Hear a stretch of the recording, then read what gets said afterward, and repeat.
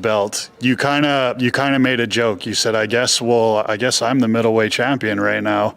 Do you feel like that right now? Do you feel like you're the uncrowned champion because you have 2 wins over Sean Strickland? Absolutely. I mean, if me and Strickland had to fight this weekend, I'd beat him again. We all saw the last fight. The one problem is, like, there is no excuse. I know he came out with an excuse maybe a little later. I mean, Strickland's not a kind of guy who makes excuses, but he had the shoulder injury or whatever. I, of course, feel, and that's why the whole Hamzat situation where he said, no, the weight cut was so bad. It's not even that much weight. But that's discipline. That's on you. There is no excuse when you get into that octagon. There is no. You either fight or you don't. Once you're in that fight, it doesn't say you lost because of this and this and this and this. Once you step in there, that's on you. You decide to take that fight.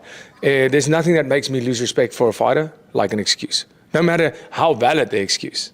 If a referee screws it up, it's one thing. If injury happens in a fight, you can always make a case. Like, I mean, the injury happened, that sucks, and then you go on from there. But to say, oh, I was injured, then you shouldn't have taken the fight. Oh, my weight cut was bad, then you should have prepared better.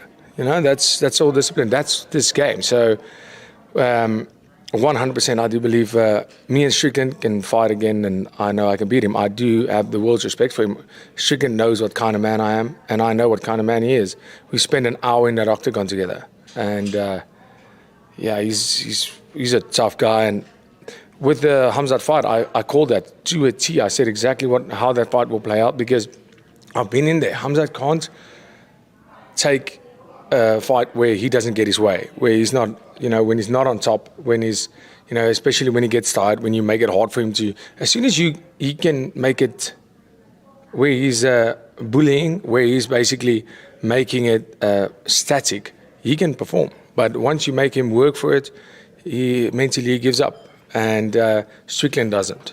So I knew that was going to happen that way, and I was really happy with Strickland. I mean, great performance. I mean, he did exactly what he had to. So I would assume that Imamov now gets the shot. I would assume that, the RX shot, but the UFC also doesn't like it. I think Imamov said no to fighting Hamzat, and the UFC does not like that. So we'll see what happens. The division, it's kind of a few guys putting their hands up now, kind of, I want a shot, I want a shot. I'm not begging for a shot ever, never have, even when I was in that winning streak. Never have, and I will fight for my spot. And then kind of going back to what you said about excuses and things like that, and Hamzat having this tough weight cut. I don't know if you've ever actually talked about it, but you had to cut like 16 or 17 pounds the night before your fight with him? Yeah.